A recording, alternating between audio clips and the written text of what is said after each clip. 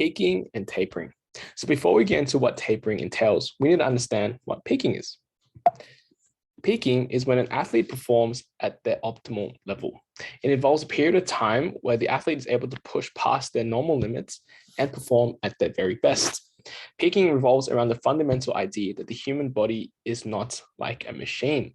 And in order for the human body to improve or perform optimally, there must be an adaptation to the physiological and psychological stresses, followed by significant periods of rest. Peaking involves the periodization or training program of an athlete to ensure that their skills and other factors are built up upon and then appropriately rested right before they are able to perform at a very high level.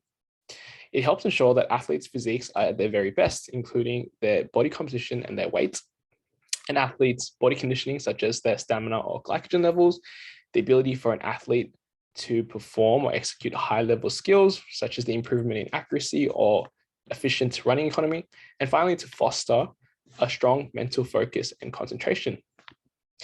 There are two ways that an athlete can plan their peak phases. The first involves the linear strategy, and the linear strategy is sequential and progressive in nature. It typically involves the starting points with a lower intensity, which will then slowly progress up to a higher intensity regime. Specifically, there is a focus on a high volume, low intensity training, and then a low volume, high intensity training. For instance, a sprinter would work on general fitness and strength in their first mesocycle, and then specifically on strength, power, and speed in their second, and then finally just focus on speed right before the competition. And this is best suited for sports which compete once or twice a year. So let's think of marathon running or swimming. The second is the non-linear strategy. And the non-linear strategy involves scheduling variations of different types of trainings involving an increase or decrease in the intensity and volume within the macro cycle. And this enables an athlete to experience multiple peaks because an athlete can improve on different aspects of their training schedules, such as strength or speeds at different times.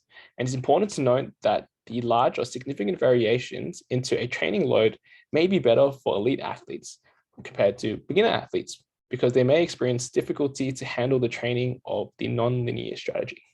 So strategy is better off for sports such as seasonal or team sports like soccer or rugby. So now that we know what peaking is, we need to understand what tapering is. And tapering is the process of reducing exercise and training within a short and significant period right before the competition.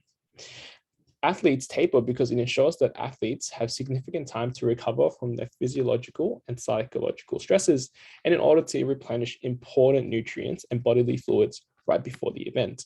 And tapering is a practice that is seen traditionally in endurance sports, such as marathon running, swimming, and cycling. So how to taper?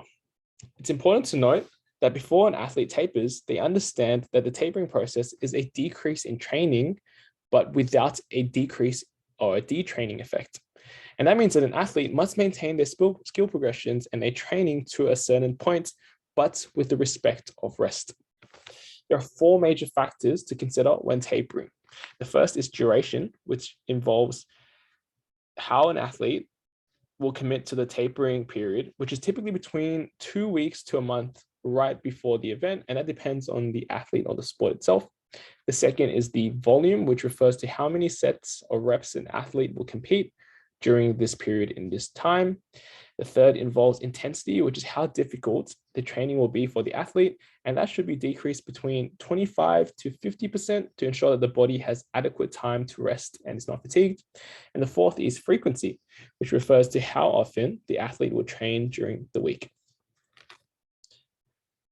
The final or another aspect of tapering is dieting, and specifically athletes undergo carb loading, which is when the athlete consumes an increase in their carb macro whilst maintaining their caloric intake. And this means substituting aspects of their meals like proteins or fats in order to ensure that they can fit in a high carb diet.